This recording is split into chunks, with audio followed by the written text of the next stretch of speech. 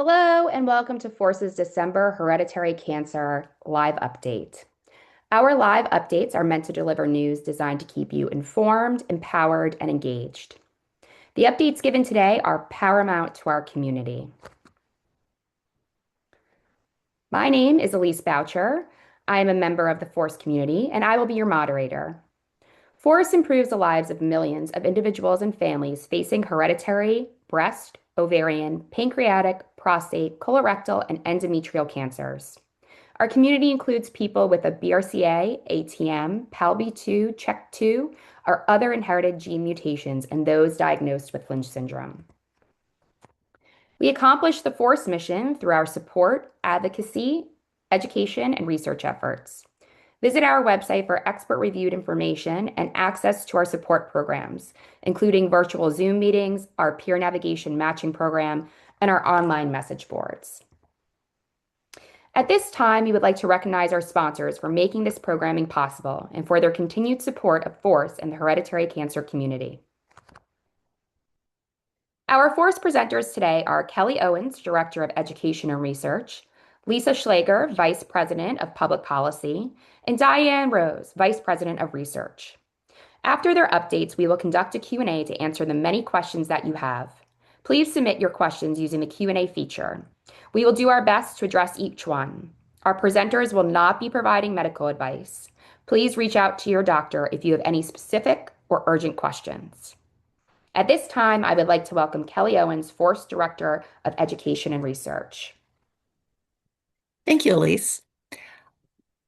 As Elise mentioned, I am involved in the X-ray program, and I'm going to tell you about a couple recent X-ray reviews that have come out.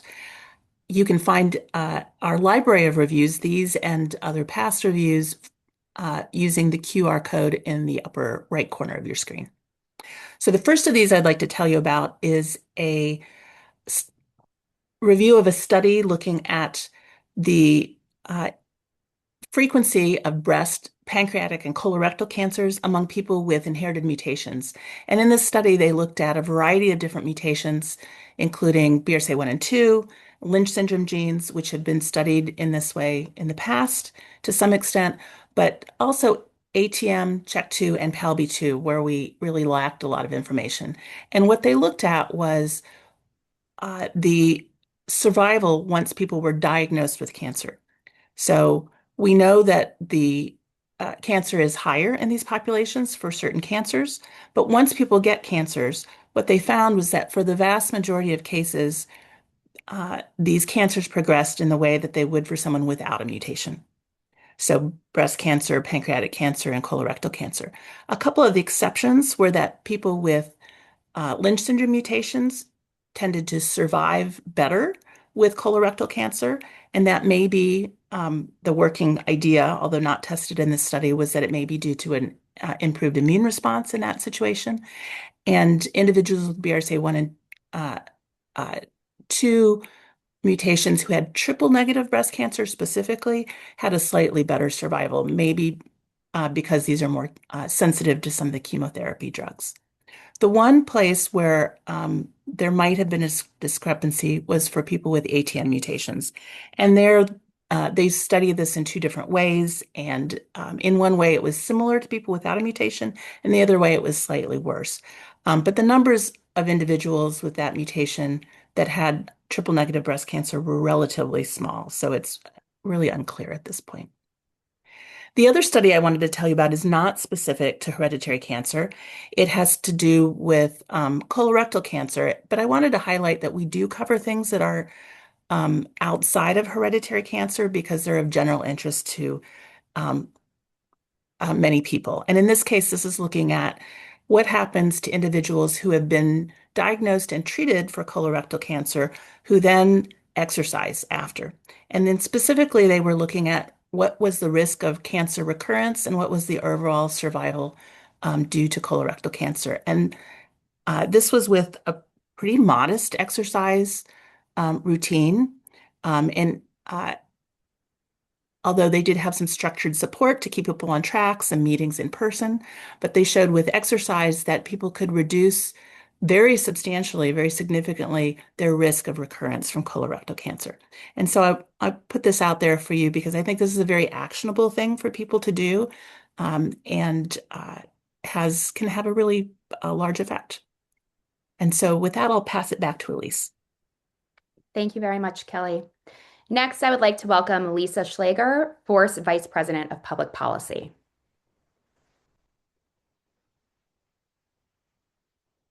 Thanks, Elise. I'm here to share a little bit about some of the federal public policy issues that Force is engaged in currently. First and foremost, if you are on our newsletter, if you receive it, you might have read about the Patent Eligibility Restoration Act, or what we're calling PARA. And the bill numbers in the House are 3152 and in the Senate is 1546. Essentially, this legislative effort would reform U.S. patent law by wiping out about 150 years of case law and establishing new parameters, new laws in its place. In doing that, it would actually wipe out prior decisions from the Supreme Court and other courts that have been integral to the hereditary cancer and other communities. Of major concern is it would wipe out the Myriad decision that was made by the Supreme Court in 2013 when it ruled that human genes could not be patented. So in fact, this legislative effort, this new piece of legislation would wipe out that ruling. And in the new legislative language, it says that a human gene or biomarker could potentially be patented if it is, even if it's isolated and purified and a machine is used to evaluate it, which is actually what's necessary to evaluate a human gene. So we are actively opposing this legislation and encouraging members of our community to reach out to their lawmakers. We want to make sure that nobody can patent something that exists in the human body and that should be available for research and for testing for anyone who needs it. So please, take action on this particular issue if it's of interest to you. We'll move on to the next slide. So the next issue is the Women's Health and Cancer Rights Act modernization.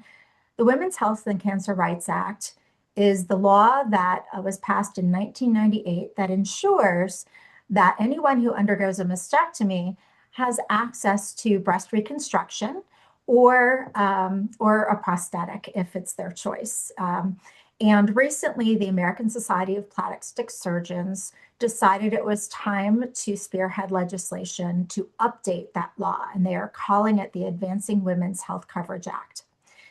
In the bill language that was initially introduced, we noticed immediately that there was a problem. Unfortunately, in an effort to include individuals who have lumpectomies, they changed the language to say cancer-related reconstructive efforts. And that eliminated coverage essentially for people who are having prophylactic or risk-reducing mastectomies. So we immediately reached out and we've been working very closely with the Plastic Surgeon Society and have developed new language that would remedy that issue. That new language will be reintroduced with a new bill to replace the old bill in the coming weeks. We are still trying to hammer out a few details around ensuring that aesthetic flat closure is included, and also some medical coding issues to ensure that the broadest range of reconstructive techniques are covered. So stay tuned for more information when that new bill is introduced. Next slide. So just this is an overview of some additional efforts we're working on. The top two, Access to Breast Cancer Diagnosis Act and the PSA Screening for Him Act, would focus on eliminating out-of-pocket costs for cancer screenings for high-risk individuals who need additional screening or diagnostic imaging in the case of the Breast Cancer Diagnosis Act. We also have the Metastatic Breast Cancer Access to Care Act, which is a much needed bill that would eliminate the waiting period for metastatic breast cancer patients to get Social Security disability and Medicare benefits if they become disabled. So that 5 month period I'm sorry, 24-month period is critical. And we want to make sure that they can get access to the services they need when they need them. And of course, we're tracking all kinds of other things, including the ACA tax credits, telehealth, VA coverage of male breast cancer treatment, and more.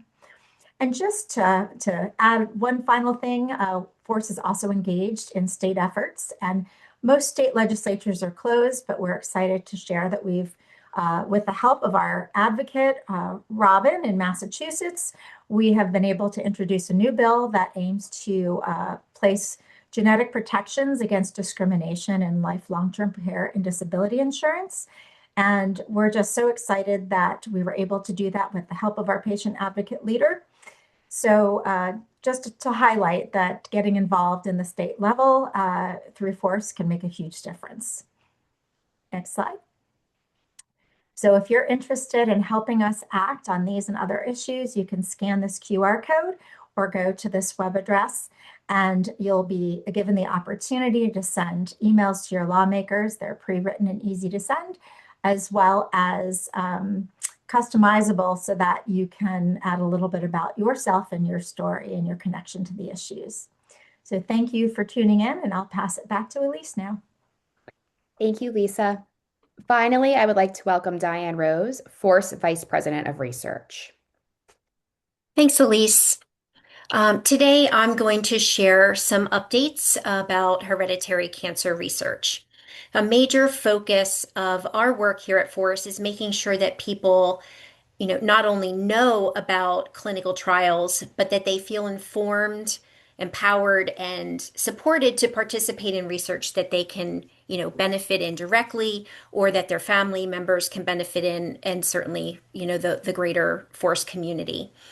One of the most significant barriers that we find is that people often struggle to find studies and trials that match their specific gene mutation or their cancer history.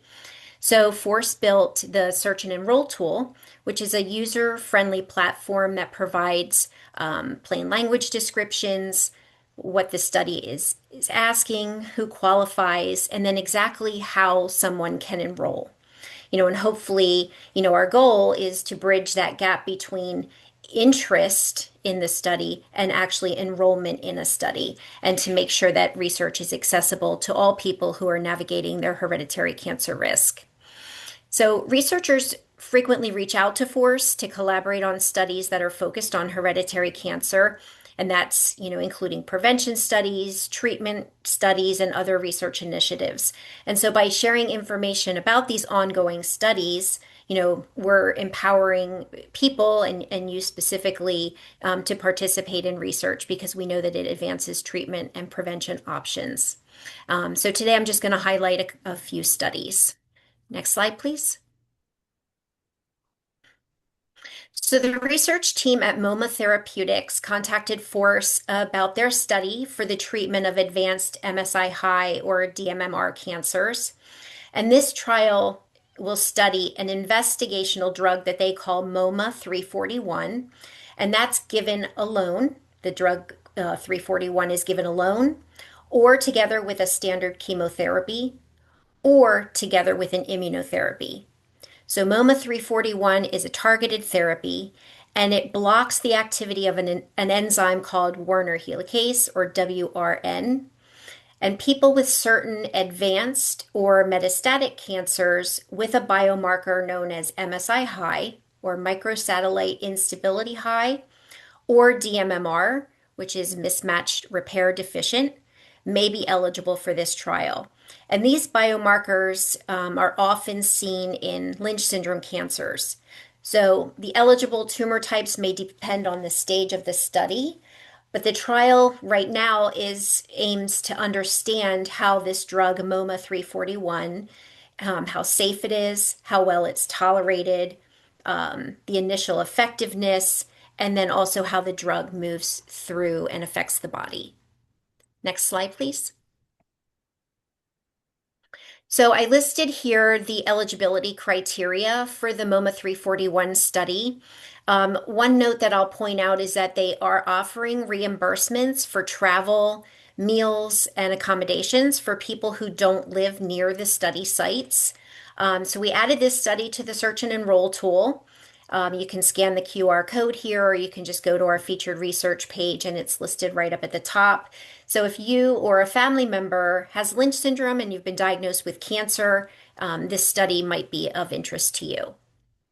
Next slide, please. So there's two studies that we have going on right now that are to determine if removing just the fallopian tubes first and then the ovaries at a later time when it's closer to someone's natural menopause may actually lessen menopausal symptoms while still lowering the risk for ovarian cancer. Because researchers believe that most of the ovarian cancers first begin in the fallopian tubes. So it's suggesting that if we remove the fallopian tubes only, that it may help to prevent the development of ovarian cancer. Next slide. So the TUBA-WISP-2 study, people are eligible if they are premenopausal and they have a BRCA1 mutation and are between the ages of 25 to 40. If they have a BRCA2 mutation and are between the ages of 25 to 45, and then people with a BRIP1, RAD51C, RAD51D, and PALB2, they are between the ages of 25 to 50.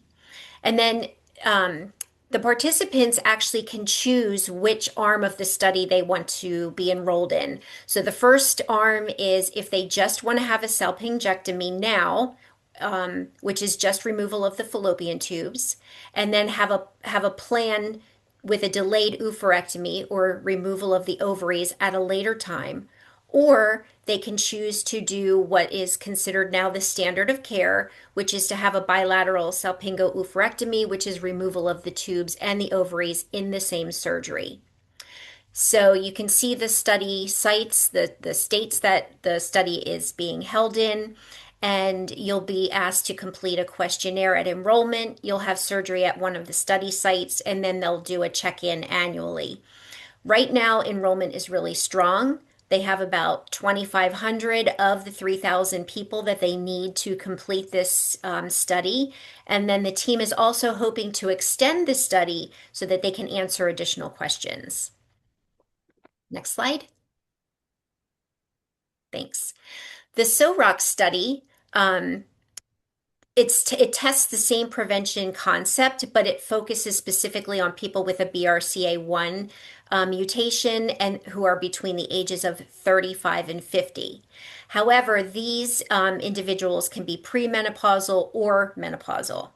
And again, the participants choose between the same two arms to have the salpingectomy with a delayed oophorectomy or have the standard of care with the bilateral salpingo-oophorectomy. So SOROC is open at over 500 locations across the United States, Canada, and Korea.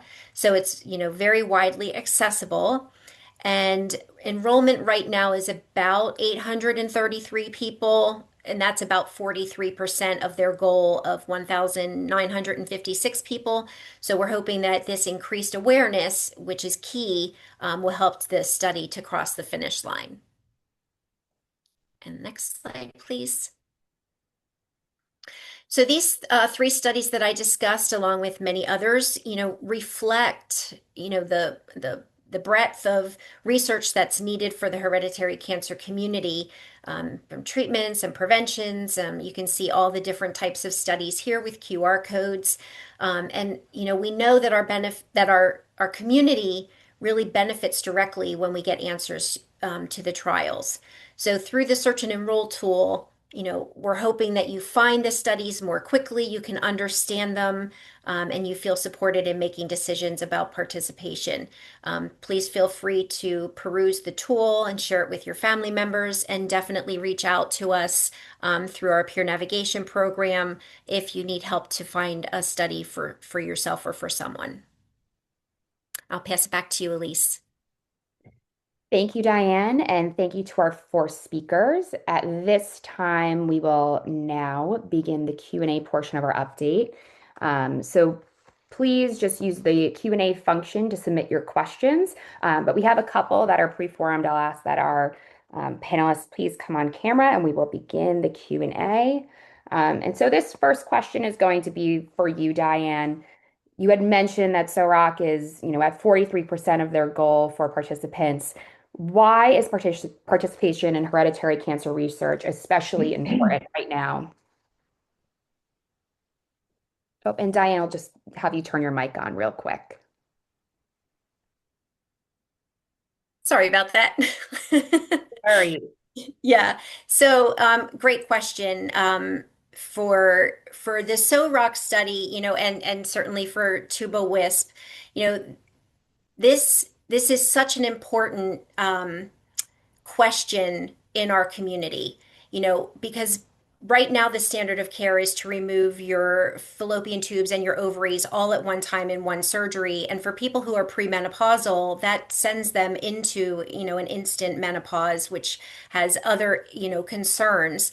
And so if we can answer this question, if just removing the fallopian tubes first, and pushing off the ovarian surgery to a later date, if that will reduce the risk of ovarian cancer, the same. And that's the question. And so, and these studies take such a long time to enroll. We're really excited that the Tuba Wisp 2 study is close to their enrollment numbers. So ROC is going to take much longer because they're focused just on BRCA1, and it just takes that much longer of time to get these answers.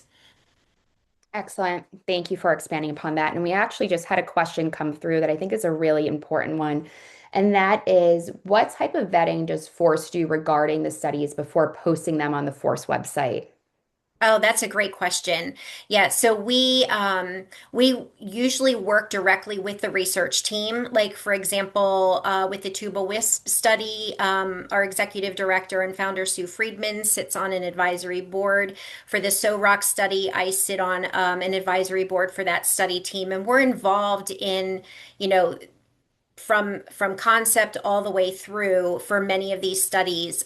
For the ones that were brought into later, where they're just happy to have us help with enrollment, we do go through a vetting process with our research team, and sometimes have to bring in our scientific advisory board members to make sure that the studies, are relevant to our community. Excellent. Thank you. Lisa, I want to jump back to your presentation a bit. You mentioned that the Women's Health and Cancer Rights Act modernization and effort. Why does this law need to be updated? Can you please expand upon that? Sure. So the Women's Health and Cancer Rights Act was passed in 1998, and that was actually after several years of working to pass this law that would help ensure that individuals who have mastectomies would also have the right to coverage of reconstruction, which was not standard for that time period before the late 90s. Insurers did not have to cover it. But a lot has changed since 1998, and there are a number of new types of breast reconstruction, new types of procedures, and new desires and preferences among the patient communities. So the law currently in place is okay, but it is falling a bit short of ensuring that everyone who needs coverage is getting it. So just by making some updates to the language, we will be able to broaden that law to ensure that things like aesthetic flat closure are covered, as well as coverage of reconstructive techniques for individuals who have a disfiguring lumpectomy, for instance, which is not a full mastectomy. So in the long run, this will be a good thing for the patient community. It just takes a little while to hammer out the details. Excellent. Well, thank you for all you're doing in your advocacy work. Kelly, I wanted to ask you a question that a constituent put out there. And this is more about what they can kind of do at home to mitigate risk. So you had mentioned exercise. What kind of exercise and how much do people need to do in order for it to be impactful? And what is this even practical for people to be able to make an impact at home? That's a great question. It is surprisingly relatively modest amounts of exercise. So In this study, they let people choose their type of exercise, and if they were doing something that was more intense, like jogging, um, 25 to 30 minutes, 3 or 4 times a week was sufficient to have this impact. And if they're not able to do higher impact things, just simply walking 45 to 60 minutes, 3 or 4 times a week was also sufficient. So there's a really wide range of things people can do, and it's within the amounts that are recommended, say, by the American Heart Association and other groups for just not being sedentary. It's beneficial to cardiovascular health and other things. But in this particular case, they saw benefits to cancer-specific survival and uh, in reducing recurrence. Okay, excellent. And can you, just as a follow-up to that, which specific mutations were looked at for these studies? For the colorectal exercise study, they did not look at mutations tied to that. That was a general population. But for the other study I mentioned, looking at mortality, they were looking at BRCA1 and 2, all of the Lynch genes, so MSH2, MSH6, MLH1, PMS2, EpCAM, and then also ATM, CHEK2, and PALB2. So a really wide range of mutations. And the overall um, takeaway was that cancers were not more aggressive if you had a mutation. They were similar to someone diagnosed in the general population. Of course, the initial risk of cancer is much higher with those mutations, but Okay, excellent. And speaking of Lynch syndrome, Diane, a question for you. Why should people with Lynch syndrome or MSI high cancers pay attention to the MoMA 341 trial? Yeah, that's a good question. So we know that people with Lynch syndrome often develop cancers that are MSI high or DMMR, and these cancers kind of behave a little differently than other types. So the MoMA 341 study is exciting because this drug goes after something that these tumors rely on to grow. So it's very early research. And if it works, it could become a brand new treatment option, especially for people whose cancers don't respond as well to immunotherapy. So even though this study's in its early stages, it's definitely a study that our community should keep an eye on because it's based on studies on science that's very relevant to people with Lynch. Okay, excellent. Thank you. Lisa, this next question is for you. It's providing a little bit of an update for us. So we know that Force is in spearheading the Reducing Hereditary Cancer Act. Can you share the status of the legislative effort here? Helps if I unmute. Yes, so we've been working vigilantly to try to pass the Reducing Hereditary Cancer Act, which is federal legislation that aims to ensure that Medicare will cover genetic testing for both survivors and previvors, which currently it only covers genetic testing for people with cancer, those who've been diagnosed. And then it would also cover all the downstream recommended screening and preventive services, which there are currently limits on Medicare as far as coverage of those services. Unfortunately, we're sort of at a standstill currently because our lead sponsor in the House lost a staff member who was really our key point person and advocate.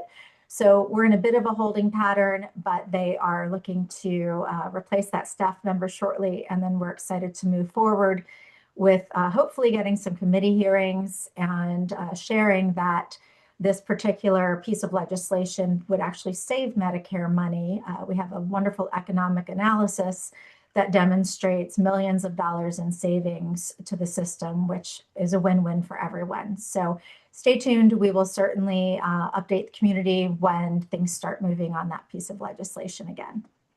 Okay. Excellent. Thank you so much. At this time, I would like to thank our speakers for the presentation. We are going to wrap up. I did see that there was a question about an upcoming conference here at Force. I do want to let you know that we will continue to do this virtual programming through 2025. So please keep a lookout for our hereditary cancer updates, our Ask the Expert series, and a number of our other webinars that we present on a monthly basis to access more content and information as you should need. We also have a very dedicated library of past conference and webinar events that have all been posted to our website and exist on our YouTube channel. So if you are not following us on social media or following our YouTube channel, that is a really good place to go to look at past presentations and collect more information.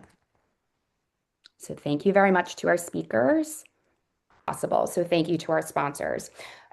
We'd also encourage you to please fill out our quick event survey using the QR code. Your feedback is very important to us. It helps us to shape future programming. You can access it using this QR code. It will also be in your follow-up email. This event has been recorded. It will be uploaded to our website. So please go to our website to review it, share it with friends and family for their latest update. Please continue to reach out to FORCE for your support and information needs. While there are many mutations and many cancers, there is just one community, the FORCE community, that supports anyone who is impacted by them. Thank you very much for attending and have a good day, everyone.